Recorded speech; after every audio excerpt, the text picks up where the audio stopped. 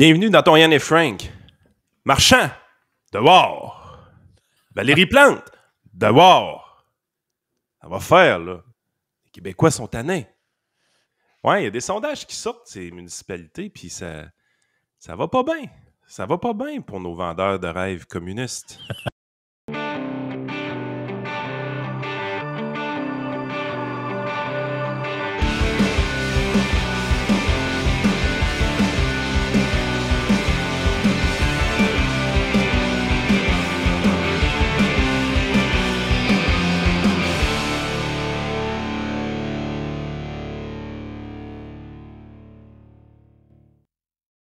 Ouais, faut que j'ajuste mes imitations Slapshot un peu, là. C'est pas c'est pas grave. C'est pas facile de faire des imitations. Ça finit par pogner à un moment donné. Mais je pense que j'ai pas ton talent, Frank, malheureusement. Ouais, c'est ça. Ça prend quand même une couple d'années de pratique des fois là, pour en venir à ça. Écoute, dans la section des absurdités, parce que là, on est passé le degré de la... Hier, j'aurais pu prendre 3-4 candidats différents. Finalement, on a choisi un cas en particulier. Là. Mais écoute, la victime du jour, man, c'est même pas une personne comme telle. Là. Mais c'est débile. Ça a été envoyé hier par je sais plus qui dans notre conversation de groupe. Mais ça n'a pas de crise de sens, cette affaire-là. C'est juste ridicule. Là. C'est ridicule. Là. Des oiseaux jugés offensants vont être changés de nom au Canada et aux États-Unis. Et là, c'est un article du média neutre et indépendant, c'est ça que j'aime, là. Radio-Canada. Une chance qu'ils sont là, pareil, pour nous informer.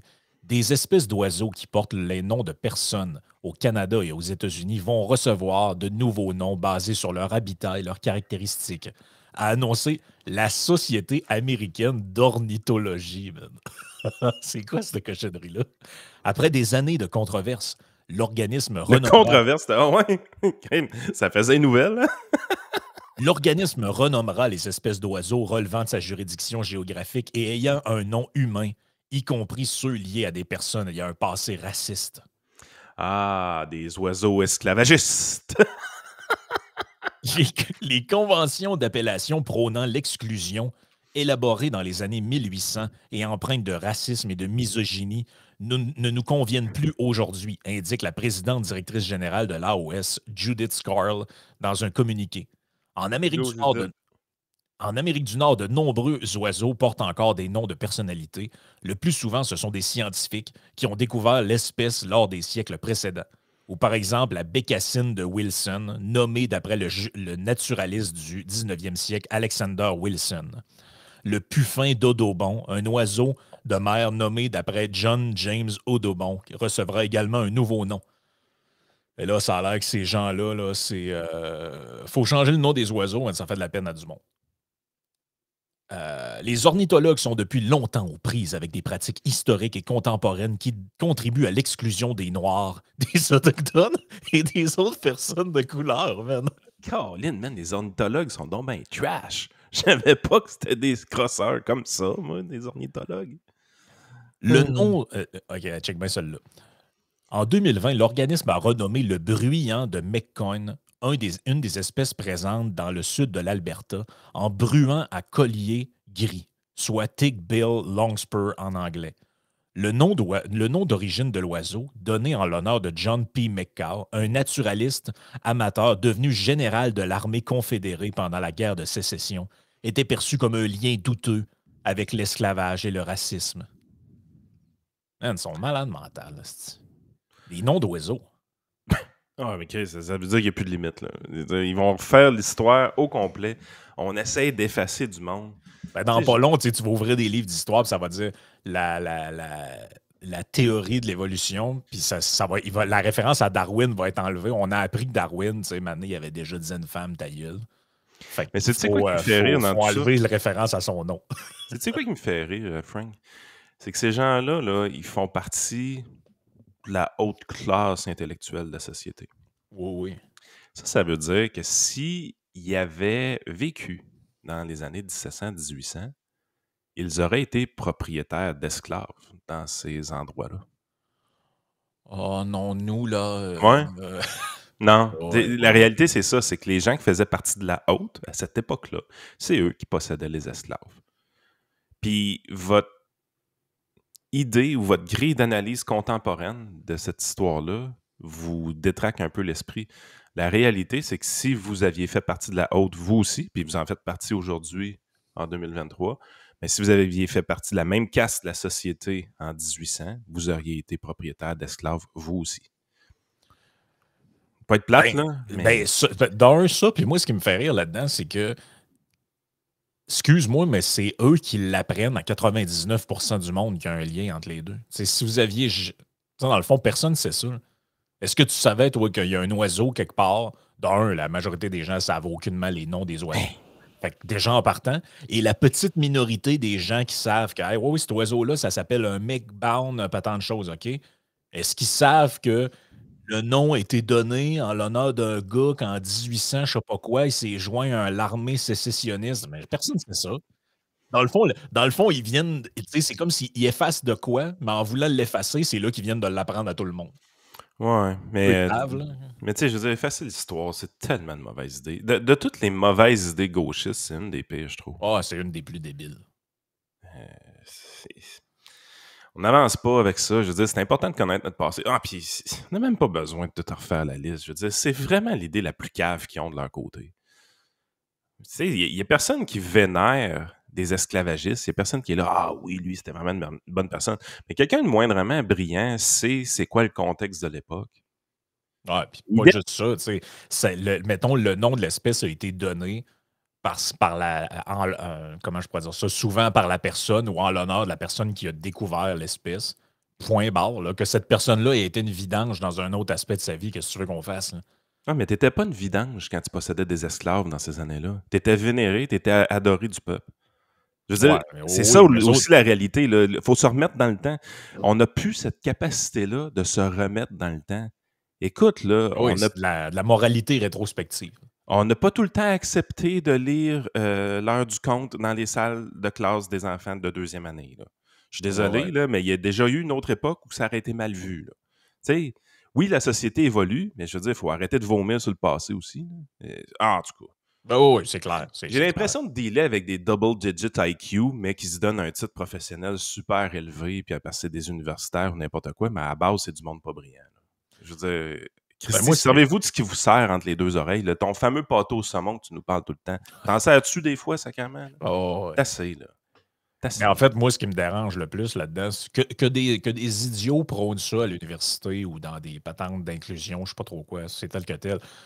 Mais qu'à tout bout de champ, on mobilise on mobilise des ressources, mais tu sais, je veux dire qu'à tout bout de champ, qu'on mette au cœur de l'actualité ou des événements qui se passent, des gens qui sont à la tête de des organismes qu'en fait, ils devraient juste dire, savez-vous quoi, je m'en calisse. Là. Tu sais, c'est pas vous autres qui.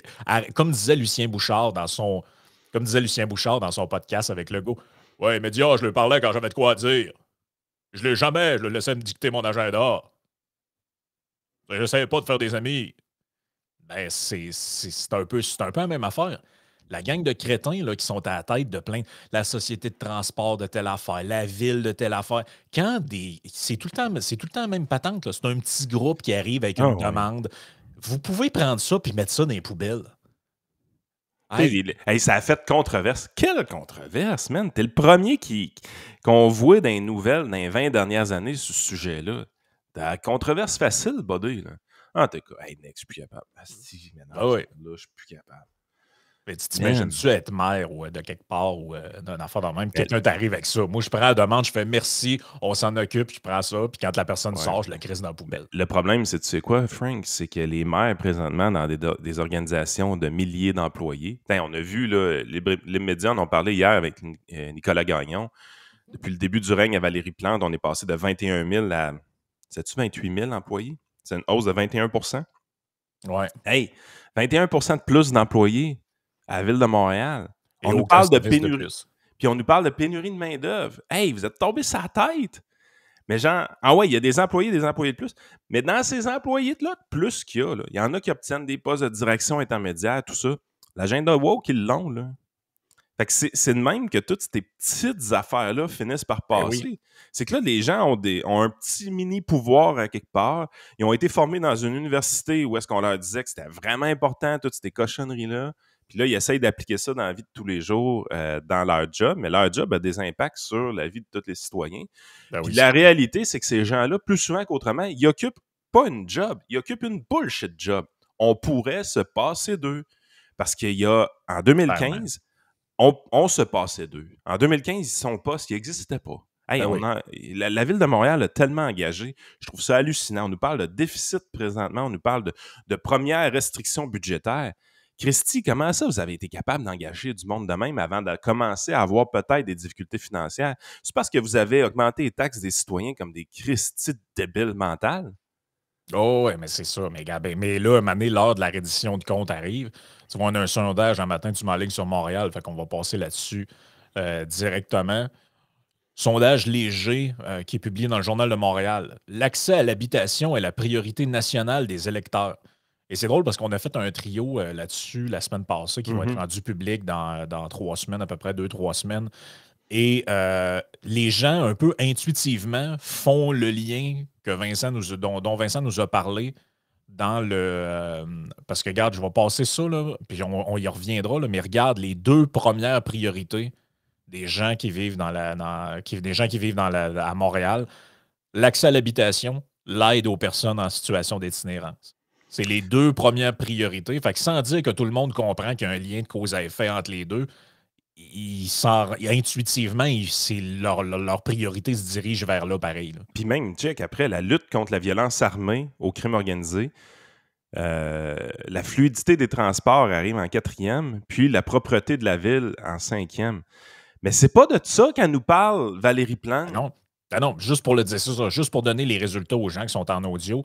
Première priorité des Montréalais avec 48 qui ont répondu ça, comme dans le fond, parce que là, tu fais une liste de priorités, tu coches, puis à quel temps même, tout ça. Donc, 48 l'accès à l'habitation, 35 l'aide aux personnes en situation d'itinérance. Ensuite, la lutte à la violence armée, la fluidité de la circulation, la propreté, le niveau des taxes municipales, la santé des finances de la ville. Après ça, à 16 arrive le premier truc de transport en commun, la prolongation du métro. Et si on descend, là, tu as les parcs, les trucs là. De quoi parle tout le temps la mairesse de Montréal? Les hosties de pistes cyclables. Les hosties de pistes cyclables et les rues piétonnes. Et l'aide les patentes de climat extrême. Climat extrême, 4 rue piétonne, 5 et pistes cyclables, 5 des gens ont mis ça dans leur priorité. Les 3 sujets les moins importants, c'est de ça qu'elle parle tout le temps. Tout le temps. Sais-tu pourquoi? Parce que les autres sujets, là, elle ne sait pas quoi faire. Elle n'a aucune idée quoi faire. Elle est clueless. Non, clueless, ben raide. Puis là, tu regardes son compte Twitter, c'est que genre, on va faire des maisons éponges, on va se transformer en éponge. C'est que des conneries de même. Mais là, voici ce qu'en pensent les gens de la mairesse Plante à Montréal. Là, c'est pas moi qui dis ça. Là. C'est le sondage, c'est les répondants qui ont été sondés. 25 des gens seulement souhaitent que la mairesse demeure en place. 55 des gens répondent qu'elle devrait sacrer son camp. Hey, c'est pas un beau taux d'approbation, ça, là. Quel est votre degré de satisfaction envers Valérie Plante? 49 d'insatisfaits, 29 disent satisfaits, 19 disent très satisfaits. Grosso modo, c'est 50-50 à peu près. Là. Un petit peu plus d'insatisfaits que de satisfaits. C'est quand même très mauvais là, quand tu es mairesse d'une ville. Normalement, en général, les gens qui sont maires quelque part au Québec sont là jusqu'à ce que mort s'en suive. Il y a des gens qui ont été maires. Émile Loranger était maire de l'ancienne Lorette combien de temps? Lui, genre 35 ans. Il y a des gens qui sont maires au Québec et des décennies. Là. Je me suis trompé de piton. Fait que, tu sais, c'est que de savoir que des gens, que des maires, puis là, hier, on a parlé de Bruno Marchand qui a des chiffres encore pires qu'elle. Mais c'est ça la réalité. Et là, on nous dit... Mais tu sais, regarde ça comme faux. Là. Pourquoi elle a des mauvais chiffres? Est-ce que c'est parce qu'elle paraît mal? Non. Est-ce que c'est parce qu'elle s'exprime mal? Non. Est-ce que c'est parce qu'elle a commis une bourde majeure? La réponse est non. Elle a des mauvais chiffres, tout simplement parce que les priorités qu'elle avance à chaque jour sur les réseaux sociaux pour se faire une belle jambe planétaire, écologiste, puis éventuellement peut-être avoir une chance d'avoir un poste à l'ONU, ne sont pas du tout les priorités des citoyens. Puis quand ça vient le temps de parler du vrai sujet, la priorité numéro 1 des citoyens, elle est clueless. Ce qu'elle devrait faire pour améliorer l'accessibilité au logement, c'est de déréglementer. C'est d'arrêter de mettre un frein à des projets. L'IADM l'avait dit, il y a plus de 25 000 unités d'habitation qui ont été freinées par la Ville de Montréal au fil du temps. Ça, c'est quoi? Est-ce que c'est Valérie Plante, en haut, elle-même, qui a freiné les projets? La réponse est non. Ça s'est fait dans ces activistes urbanistes qu'elle a comme employés. Okay? C'est là que ça gosse. L'octroi de permis, trop lent. Ça se pogne le cul un peu. Ouais, ça, c'est 6 étages que vous voulez faire. Ouais, c'est trop haut. Là, ça prendrait 4 étages maximum. Alors, faites vos plans. Là, c'est pas correct. Ah, puis là, telle affaire, là, on est proche d'une couleuvre, là, ici, là, c'est pas correct. Là. Tout le retard qu'on accumule, ça fait en sorte qu'il y a bien moins de projets qui se font. Puis ça, c'est les projets connus. Hein? La petite recherche de l'IADM, là, c'est les projets qui sont connus, qui ont été retardés ou même annulés par la Ville de Montréal. La réalité, c'est la suivante aussi.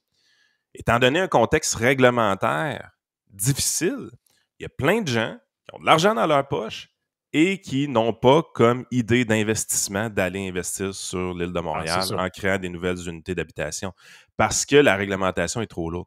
Le pire dans tout ça, puis Vincent m'a quand même surpris dans le trio économique qu'on a fait vendredi passé, que nos abonnés Patreon ont déjà, là. Ce qui m'a surpris, c'est vraiment quand il me disait que jusqu'à 2006-2007, ça fait pas longtemps là, quand même, 2006-2007, Montréal était considéré comme une des villes canadiennes où est-ce que c'était le plus facile de construire. Pensez-y 2 secondes. Pourquoi la mer de pogner à Toronto puis Vancouver, bien avant Montréal, puis c'est tout arrivé de même. Hein. Il y a eu l'augmentation du prix des maisons, perte d'accessibilité pour la masse. Ensuite de ça, qu'est-ce qui arrive quelques années après?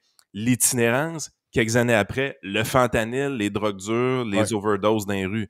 On a tous vu ça se dérouler à Vancouver, on a tous vu ça se dérouler à Toronto. Là, on commence à voir ça arriver à Ottawa, puis maintenant, on voit ça à Montréal également. Puis même, avec le reportage que Libre Média a fait, on commence à le voir éventuellement arriver à Québec, ce phénomène-là. Ouais. Mais Geloso, il est très catégorique dans sa façon d'analyser ça. Jusqu'à 2006-2007, Montréal était une ville accueillante pour les propriétaires de logements, était une ville qui favorisait l'investissement au Canada, contrairement à Toronto et Vancouver. Mais on a fucké le chien. Ah oui. C'est qui a fucké le chien? Les environnementalistes, les activistes qui servent de fonctionnaires et éventuellement, en 2015, une mairesse activiste qui est arrivée à la tête de la ville. Oui. Mais là, c'est comme si je pense que les gens, de plus en plus, on arrive au bout de cette, je pense, en tout cas, je l'espère, c'est peut-être un vœu pieux, mais je pense qu'on arrive à un genre de turning point où les gens sont en train de se rendre compte que élire des étudiants de sciences humaines première année comme maire et mairesse de leur ville et de leur village, c'est pas une bonne idée. Là, on est en train de l'expérimenter à Québec avec Bonneau Marchand. Là, les gens à Montréal commencent à en avoir plein le casse, ils veulent qu'elle s'en aille. Ils ne demandent qu'à avoir quelqu'un de mieux pour qu'il la remplace. Il faut dire quand même que la dernière fois, il y avait le choix en tel puis Denis Coderre. C'est sûr que tu ne sais pas trop quoi faire, là. Mais Denis Coderre avec sa fixation sur la Formule 1 électrique. Puis, c'est pire, là. C'est un autre. Puis c'est une génération de politiciens que les gens sont plus capables de voir aussi, là, ces espèces de bonhommes-là. Sont pas mindés. Je veux dire, là, tu arrives dans un contexte, un turning point dans notre société où est-ce que les choses à faire sont les suivantes. Déréglementer. Défaire ce qui a été fait dans le passé. On est rendu à ce point-là. Là. Il faut enlever des règlements municipaux contraignants. C'est ça qu'il faut arriver. Mais présentement, c'est pas sexy. Parce que même quand nous autres, on en parle, je suis sûr qu'il y a des gens qui vont raccrocher le podcast, qui vont arriver dans les commentaires et qui vont dire, première chose qu'ils vont dire, ouais, c'est quoi votre solution? Chris vient te le dire, déréglementer. Ah ouais? C'est quoi ta solution? Toi, qu'est-ce que tu ferais de plus? Qu'est-ce que tu construirais de nouveau? Sacrément, j'ai pas dit de faire des nouvelles constructions, j'ai pas dit d'engager des nouvelles personnes, j'ai pas dit de faire un nouveau règlement, j'ai dit d'enlever des règlements. Mais c'est jamais considéré comme une option possible et c'est surtout jamais considéré comme une option bénéfique pour une ville ou une juridiction. Puis c'est ça qu'il va falloir qu'il change dans le psychique des Québécois à un moment donné. Là. On est dans une situation où est-ce qu'on est surréglementé, surtaxé et surinspecté également. il va falloir se calmer les nerfs un peu. Puis c'est de même dans tout. C'est de même au niveau des municipalités. C'est de même au niveau du gouvernement provincial, évidemment au niveau du fédéral. Mais même, parle à n'importe quel professionnel, que ce soit un pharmacien, un médecin, que ce soit un avocat, que ce soit un comptable, que ce soit un conseiller financier. Parle à tous les professionnels comment que c'est rendu lourd, la réglementation puis l'autoréglementation de leur industrie. Ils vont tous te dire la même affaire. On est rendu dans une situation où est-ce qu'on donne beaucoup trop de pouvoir à des gens qui ont le droit de vie ou de mort sur nos permis d'exercice. Ouais. Puis, on est vraiment dans une situation qu'on est en train de focusser sur des mini-détails qui ont juste pas rapport. Puis, tu regardes les nouvelles réglementations qui rentrent, puis tu fais « Tabarnache, vous êtes donc bien fatigant, vous exagérez. » Puis, il y a personne qui se pose la fameuse question « On protège qui de quoi? » Puis à un moment donné, c'est là qu'il faut aller. On protège qui de quoi? Que vous soyez un élu provincial, un élu municipal, ou ben non, même un membre d'un comité qui s'occupe de réglementation des ordres des professionnels, là, on protège qui de quoi? Puis si tu n'es pas capable de répondre à cette question-là, ton esti de règlement, tu me crisses ça au vidange. Ça sert à rien. Puis il va falloir la faire, la révision des programmes passés aussi. La révision des anciens règlements, des anciennes lois qu'on a votées. On fait jamais le ménage dans nos cochonneries. Fait que ça donne des affaires que ça fait rien que grossir, puis ça diminue jamais. Ouais. Mais à un moment donné, il faut que ça slack un peu, là. Puis plus vous inventez des patentes, puis prends par exemple l'exemple de la fiscalité, plus tu rajoutes des crédits d'impôt, puis des subventions, puis des patentes, t'es dans une situation où tu crées plein de loopholes. Puis qu'est-ce que tu crées? Tu crées des gens qui ont maintenant comme tâche d'être des courtiers en subvention, d'être des courtiers en crédit d'impôt, puis qui vont s'organiser pour que tu obtiennes tout ce dont tu as droit, puis éventuellement recevoir une cote par rapport à ça. Il y a des gens qui font du 150 200 000 par année à conseiller des entreprises pour avoir leur subvention. Si ça, c'est pas des bullshit jobs, dis-moi, qu'est-ce que c'est? Ça en est. C'est pas des affaires utiles. Carrément. Mais tu sais, moi, il y a une des affaires, il y a un des arguments que j'ai jamais trouvé que c'était un bon argument, que les gens qui s'opposaient, mettons, à la CAQ sortaient souvent, puis tu vas comprendre le lien. Là. Ils gouvernent par sondage. Ben, Chris, si au moins ils gouvernaient par sondage, ça serait déjà peut-être pas pire. La mairesse de Montréal, si elle gouvernait par sondage, elle serait peut-être pas plus de la moitié du monde qui veulent qu'elle s'en aille, parce que le sondage, il est clair. La priorité des gens, c'est quoi? Le logement, l'état des finances de la ville, l'itinérance, la criminalité, la propreté. La propreté de leur crise de ville est plus importante pour eux que la planète, les trottoirs éponges, puis toute la patente. Mais comment ça se fait que comment ça se fait que systématiquement, on sonde les citoyens et sont toujours en porte-à-faux avec leurs élus? Toujours, sur tous les sujets. Les gens étaient pour GNL Québec, le gouvernement est contre. Les gens sont contre le tramway, le gouvernement est pour. Les gens sont pour le troisième lien, les élus sont contre. Le privé en santé. Le privé en santé, les gens sont majoritairement pour, les élus sont tous contre. Les gens étaient grosso modo 50-50 sur les affaires de registre des armes à feu, de peine de mort, d'avortement, tout ce que vous voulez. 100% des élus pensent la même affaire. Regarde, Montréal, c'est la même affaire. Québec, c'est la même affaire. Systématiquement, puis on est souvent dur. C'est les médias. Moi, je pense. C'est les médias. Ben, je le sais que c'est les médias, mais les politiciens pensent que la population a le même ordre de priorité que les Christie de médias traditionnels qui sont plus lus, qui sont plus écoutés, puis que plus personne croit. C'est quand est-ce que les politiciens vont se rendre compte à un moment donné que les médias traditionnels se sont déconnectés de la population? Puis par le fait même, en voulant plaire aux médias, ils se déconnectent eux aussi de la population. Valérie Plante, quand elle a fait ses niaiseries là, pour le climat, puis sauver l'Antarctique comme Bruno Marchand, puis let's go, je m'en vais à l'ONU, quand elle arrive dans ce système-là, elle réalise pas que oui, l'équivalent de Karine Gagnon à Montréal est peut-être bien contente. Mais Ginette, là, dans Hochelaga Maisonneuve, elle s'en sac de tes niaiseries. Là. Tu sais, c'est à reconnecter avec la population. Puis le biais que le prof Caron avait fait par rapport à ça était tellement sacoche. Le fait qu'on a fusionné ces municipalités-là, qu'on a fait des méga-villes, il y a des villes, tu sais, Valérie Plante gère probablement plus de citoyens que plusieurs premiers ministres de province au Canada, là. Pensez-y un peu, là. Ben, la ville de Montréal, c'est plus gros que l'île du Prince-Édouard, puis c'est même presque plus gros que le Nouveau-Brunswick. Ben, en fait, c'est plus gros que le Nouveau-Brunswick. C'est ça qui était peurant là-dedans. Là. Ça leur donne des pouvoirs de premiers ministres provinciaux, cette affaire-là. Absolument. Puis, éventuellement, ils veulent toujours sortir de leur champ de compétences. Leur champ de compétences, c'est les égouts, les trottoirs, les rues, le déblayage, le déneigement. C'est ça leur champ de compétences d'abord prioritaire. La sécurité publique, éventuellement, à Montréal, évidemment qu'il faut qu'on rajoute. Mais Christy, il parle jamais de ces affaires-là. Il essaie de sauver la planète. C'est pas ton dossier. Ton dossier, c'est pas ça. OK, laisse ça au grand garçon. Là. On a Steven Guilbeault, c'est bien en masse. On n'a pas besoin de Valérie Plante pour ça. Là. On va s'arranger avec Steven. Lui, c'est une autre affaire.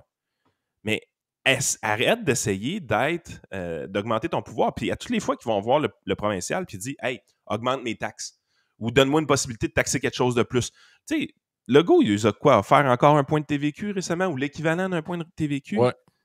Christy, arrêtez de lui donner plus d'argent, arrêtez de lui donner plus de pouvoir. Ils gèrent tout croche ceux qu'ils ont déjà dans leurs mains. Ils sont même pas capables de gérer leur société de transport, que ce soit pas déficitaire, sacrifice. Arrêtez, là. Arrêtez de lui envoyer de l'argent. Arrêtez de lui donner la permission de taxer plus les citoyens. Ils en ont assez d'argent. C'est juste ben là, au moins, comment elle s'appelle? Guilbeault a sonné le glas un peu de cette affaire-là. Là. Finalement, je ne sais pas si tu as vu En tout cas, c'est sorti dans les dernières heures. Là. Finalement, elle a dit regarde, l'offre qu'on vous a faite, c'est l'offre finale. Arrangez-vous avec vos cossins, là, nous autres. Ben, c'est le même qu'il va falloir traiter municipalité à un moment donné. Là. C'est genre, arrêtez de quémander, parce que ça, c'est l'autre affaire aussi. Ils ont tous les plus gros projets du monde, puis ils veulent dépenser de l'argent, mais la réalité, c'est qu'ils n'ont même pas l'odieux de la taxer. Ils veulent que quelqu'un d'autre taxe les citoyens de d'autres endroits et dépenser cet argent-là. Ça, regarde, ça, c'est une vieille idée de Jerry l'aubergiste, Jerry le boursicoteur, qui disait si on fonctionnait comme à l'époque des Romains, qu'il y a un gars sur un chariot avec des pièces d'or en arrière qui arrive en cheval chez vous, là, il cogne à la porte et il dit ouais, bonjour, oui, moi je suis percepteur d'impôts. On a décidé qu'on faisait un tramway chez vous. On a calculé, c'est 3 000 $ par foyer. Fait que tu me donnes 3 000 ou sinon, je te donne un coup d'âge dans la jambe. Ou je t'amène en prison. C'était ça, là, quand aller collecter les villages gaulois puis aller collecter les trucs avec le chariot. Non, c'est pas genre, on va t'échelonner ça sous 40 ans. C'est tu me donnes 3 000 ou je t'amène derrière les barreaux puis tu vas aller te combattre avec les... tu vas aller faire un combat de gladiateur dans l'arène. Les projets, ils seraient finis, ces projets de fou-là. Là. Mais là, les gens ont l'impression, beaucoup de gens ont l'impression qu'ils ne payent pas. Tu sais, 8,4 milliards abonnés aux marchands, t'es comme, ça sort d'où cet argent-là? Ça va être du clos, puis je sais plus trop où. Pis... oui. Mais si je t'envoie un bill chez vous, là, ton opinion par rapport au projet de marde, elle change-tu ou elle change pas? Moi, je pense change en sacrament. Moi, je pense que le bill de 3 000 sur le coin de la table, il change pas mal. Tout le problème vient de là. Puis ça, c'est un déséquilibre fiscal qui part du fédéral. Le fédéral perçoit trop de taxes et d'impôts pour ses réels champs de compétences. Absolument. Ça l'amène les provinces à têter, puis éventuellement, ça l'amène les municipalités à têter aussi. Tout part de là. Ben justement, regarde, parlons-en de ça. Peut-être comme dernier point, parce que c'est sorti ce matin dans le journal Le Soleil. Un sondage qui était commandé par le Soleil, non à un tramway à 8,4 milliards, oui à un référendum. Et là, le sondage a été fait là, dans les heures qui ont suivi l'annonce. Donc, on peut quand même penser que ce n'est pas tout le monde qui est au courant, là, vous aurez compris.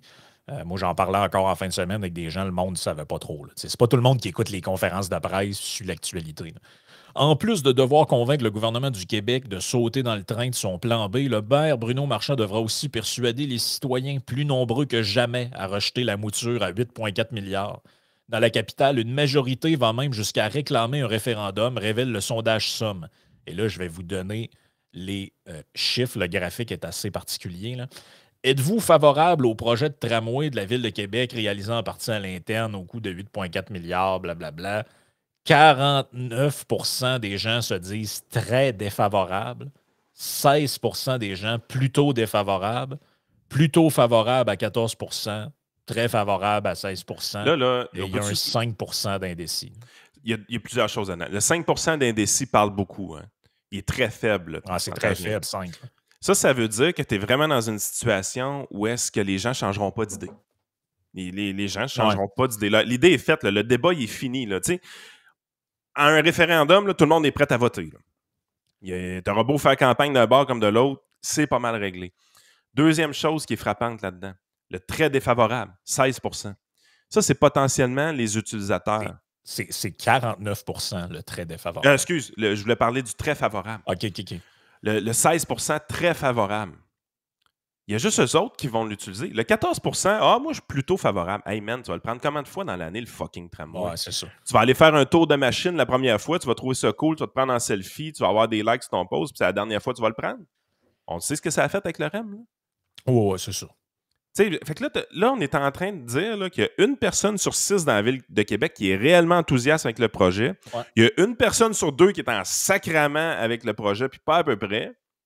Puis on le fait. Voyons, enlever ceux-là qui ont des opinions mitoyennes, là. 49 versus 16. C'est terminé, là. Ben non, c'est ça. Terminé. Là. Et là, regarde, on a la réponse aussi à une question que bien des gens bien des gens répondent. Souhaitez-vous un référendum sur le projet de tramway? 59%, donc 6 citoyens sur 10 répondent oui. 7% ne le savent pas trop et 34%. Ça, j'imagine, c'est les gens qui sont comme dans le favorable et plutôt favorable. Eux autres, ils n'en veulent pas, ils savent que ça ne passera pas. Mais c'est fou pareil, ces gens. Hey, moi, je suis très défavorable. Je le sais. C'est pas juste que les gens sont très défavorables, c'est qu'en plus, ils savent que les gens autour d'eux le sont également. Ça veut dire que le citoyen présentement est persuadé que la grande majorité des habitants de la ville de Québec sont comme lui. Ils ne le veulent pas, le projet. Ah ouais, amène-les ton référendum. J'ai rien hâte d'aller le ramasser, ton projet. C'est vraiment là, un projet qui rend les gens borderline agressifs. Là. Parce que c'est vraiment une belle illustration de comment un politicien refuse d'écouter sa population. Puis ça, c'est frustrant pour les gens. Parce que Bono Marchand, là, ça fait pas longtemps qu'il est élu. Là. Ça fait à peine 1 an. Ah, ça fait 2 ans. 2 ans, excuse. Ouais. Ça fait à peine 2 ans. Ça n'a pas de bon sens. Non, il t'a mis mandat, les gens veulent déjà qu'il parte. Tu sais, je veux dire, il n'y a jamais eu une cote d'amour avec la ville. Il n'y a pas eu le temps de se construire une lune de miel, rien. Il ne faut quand même pas oublier qu'il a été élu quasiment par un recomptage. Là. En plus. C'est ça aussi l'affaire. Là. Fait que, déjà, à la base... Puis, dans un contexte que tout le monde proposait une bébelle, là. Tu sais, je veux dire, Québec 21, là, s'ils ne proposent pas le métro, moi, je pense qu'ils gagnent plus de votes que ça. C'est ça l'affaire aussi. C'est ça l'affaire. C'est que moi, je suis tanné de l'argument de genre, ouais, mais les gens... C'est comme... Parce que pour Montréal aussi, je reviens au sujet d'avant, c'est la même affaire. Ouais, mais les gens ont voté pour elle. Ouais, mais il y avait le choix entre elle puis Denis Coderre, Ciboire. Tu sais, l'expression, tu as le choix entre la peste ou le choléra. Là, je veux dire, apprends bien, en politique, apprends bien sa signification. Là. Regarde, c'est un peu ça. Là. C'est pas juste nous autres qui est pogné avec ça. Tu as eu Donald Trump versus Joe Biden à dernières élections aux États-Unis.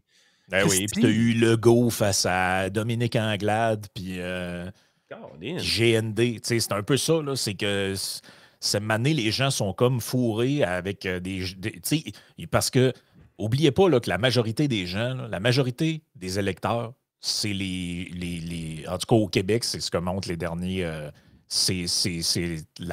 le parti qui gagne, en fait, c'est l'abstention. Fait qu'il y a une vaste majorité de citoyens qui en ont... Ils se sentent pas représentés, ils en ont rien à foutre un peu parce qu'ils sont blasés. Puis même à ça, c'est pas parce qu'il y a un taux de cynisme trop élevé. Parce que regarde, les Québécois veulent aimer. Là. Regarde qu'est-ce qui arrive avec PSPP. Il a l'air propre, il a l'air correct, il n'a pas fait trop de niaiseries encore. Fait que là, les gens sont prêts à l'aimer. Fait que naturellement, les gens, hey, là, enfin, on va peut-être avoir quelqu'un de cher. Puis tu sais, c'est pas un tata, là, PSPP. Fait que il y a peut-être une opportunité là. Fait que là, les gens sont prêts à se garrocher dans ses mains. Tu sais, tranquillement, pas vite, Éric Duhem, avant la chute des affaires d'impôts, puis tout, là, il commençait à séduire du monde. Puis hop, finalement, lui, on l'a flushé. Lui, on l'a largué à jamais. Mais regarde les Québécois avec Pierre Poilievre. Tranquillement, pas vite, les Québécois se font on se fait cruiser. Il est peut-être pas si pire qu'on dit. Puis là, ils veulent aller vers lui. Les gens veulent aimer. Les gens ne sont pas cyniques, noirs. Là. C'est juste qu'à un moment donné, les gens de qualité, ils vont juste pas en politique. Oh oui, c'est carrément ça. Puis le citoyen, l'électeur doit avoir un examen de conscience aussi à faire. Quand quelqu'un vous dit qu'il n'y aura pas de nouveau projet, qu'il n'y aura pas de nouvelle loi, qu'il n'y aura pas de nouveau règlement, il va juste couper une dépense, il va licencier des gens, puis il va diminuer la réglementation, là. Accorder de la valeur à quelqu'un qui vous dit ça. À un moment donné, quelqu'un qui se dit « Moi, je suis prêt à faire le ménage », puis éventuellement, il y a du monde qui vont perdre leur job, puis il y a du monde qui vont perdre leur chèque en faisant ce ménage-là. Accorder de la valeur à ça. C'est peut-être triste, c'est peut-être noir un peu, c'est peut-être pas sexy, c'est peut-être pas rêveur, mais là, on n'est pas en 1960, là. Ouais. On n'est pas... Tu sais, je veux dire, quand Jean Lesage arrive à la province de Québec, il n'y a quasiment pas de dette, il y a une croissance économique qui va bien, puis tout est à construire, puis il veut tout construire de son côté. C'est facile de se mettre à rêver aux grands projets puis aux grandes affaires. Tu n'as pas de dette. Mais là, prenez votre calculatrice, regardez la dette du fédéral, regardez la dette du provincial, Ouais.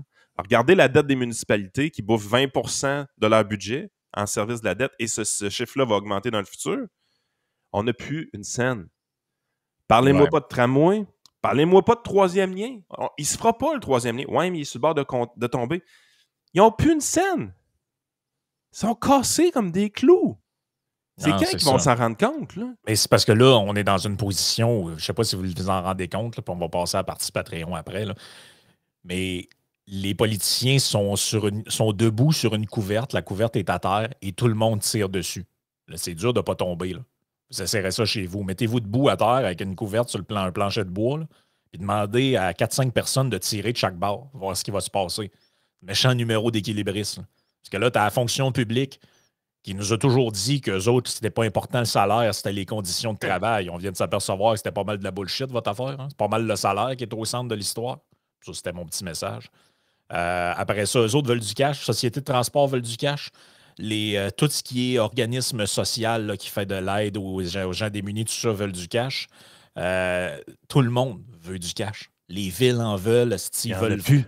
Chris, ils veulent faire un pont éponge, ils se préparent à Valérie Plante est sur le bord de construire son arche de Manon pour pour l'inondation biblique qui s'en regarde. Tout le monde est sauté sur le crâne, tout le monde veut du cash. Et là, qu'est-ce qui se passe? Il va y avoir une mise à jour économique aujourd'hui. Faite par, j'allais dire Rémi Girard. Ça, c'est Éric Girard. Ça serait malade, ce soit Rémi Girard. Frank, on n'aura pas de chèque de 500 piastres. Ben là, moi, je pense qu'il n'y aura pas de chèque. Et surtout, prédiction.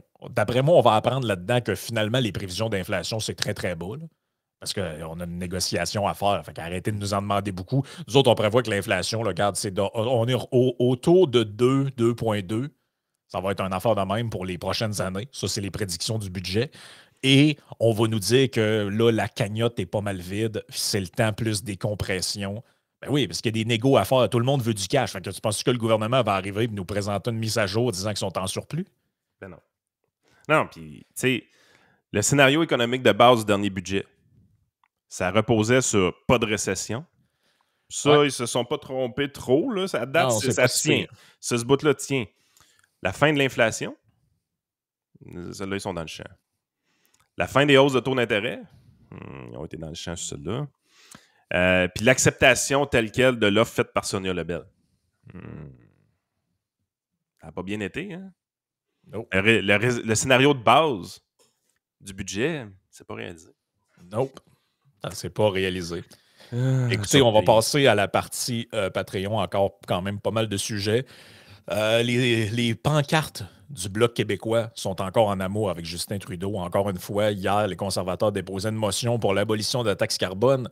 Le NPD a voté en faveur. Les conservateurs, évidemment, qui ont déposé la motion, ont voté en faveur. Qui est venu sauver le cul de Justin Trudeau? Encore le Bloc québécois, qui est supposé d'être... Ouais, mais ça touche pas les Québécois, ça, Frank. On s'en fout. Ouais, c'est on ça. s'en Fait fout, que ça touche pas les Québécois. Fait que le gérant d'Éric Lapoune, lui, ça le dérange pas, ça. Que les autres qui payent, nous autres, c'est après nous autres le déluge. Fait qu'il y a ça. Et on a aussi, hier, on avait dit qu'on le ferait jouer, on ne l'a pas fait jouer, on a manqué de temps, moi, puis de jouer. Donc, on fera jouer la nouvelle clip de Roxane la banane et plein d'autres affaires encore.